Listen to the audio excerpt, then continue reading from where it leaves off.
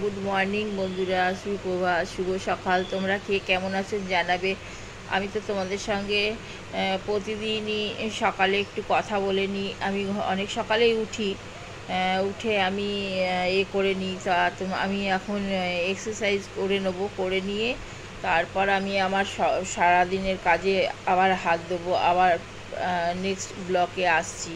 তো যেটা বলার ছিল, সকাল যখন ঘুম থেকে উঠবে, প্রথমে ফার্স্ট টাইম ঘুম থেকে উঠবে, উঠে নিজে ওপর দিকে এরকম, একদম ওপর দিকে এরকম তাকাবে, তাকিয়ে নিয়ে নিজের হাতের দিকে তাকাবে।